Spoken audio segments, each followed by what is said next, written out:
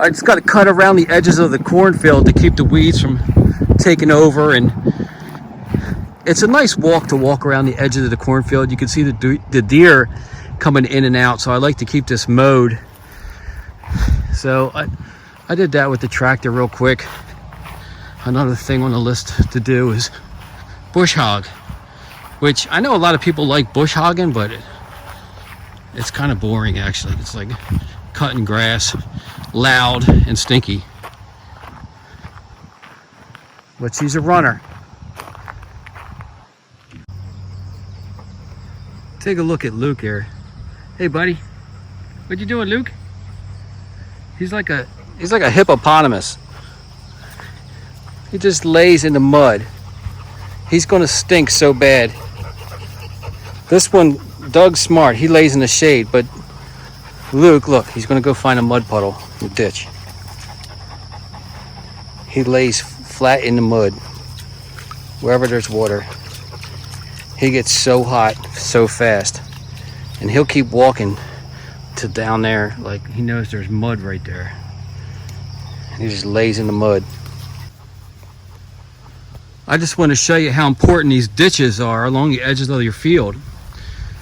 Here's a ditch here, and the mud overtook the ditch right here. This whole area overtook. It filled in with debris and mud. But this ditch runs up all along the edge of the field where we just were, and the water is coming over across the road.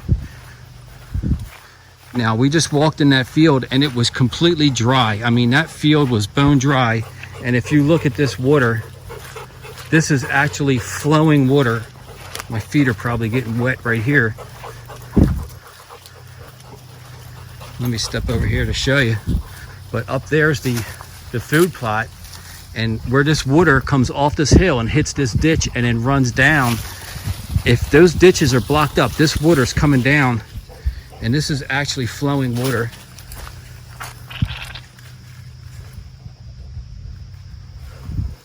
So as dry as that field is, there is always water flowing. Yeah, so I just sunk right here by the edge of the ditch. This water is coming out of this all has to be cut. I got to cut all this and clean out these ditches. They run everywhere along the edges of the field. But look what it does to my little road here.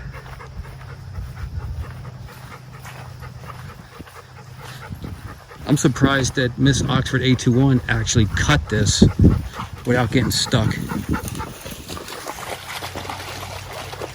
Look, see? That's Luke the hippopotamus.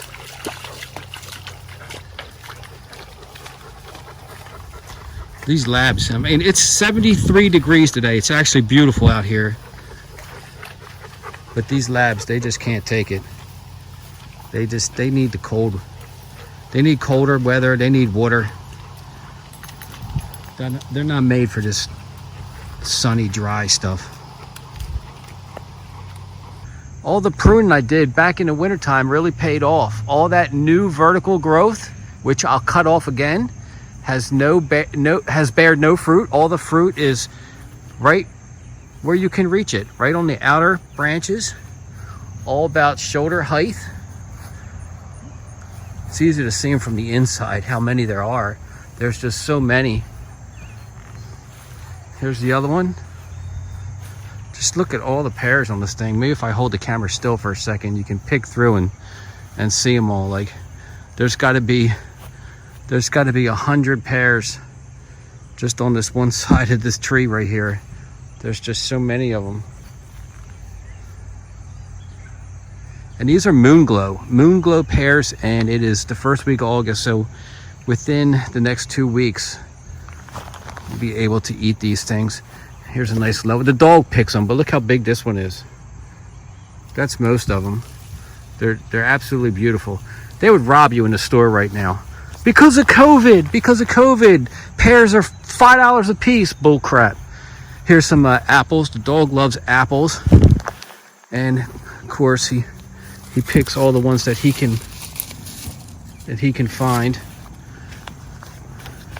He actually jumps and grabs them. There's some in here.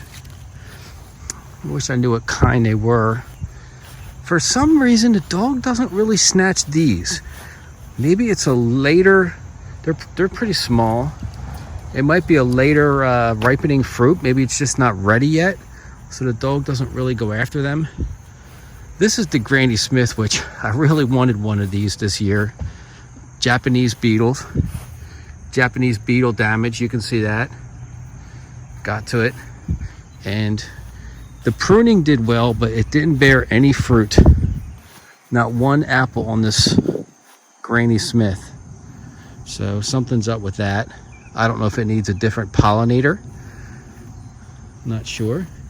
And here's our little hybrid that was on its deathbed that we saved. This is the first year it actually has apples on it. Can you believe that? This thing was dead. It was dried up in a driveway. Could have been thrown on the burn pile. It was that bad. And now it's actually making fruit. And this tangled mess over here is my blackberries.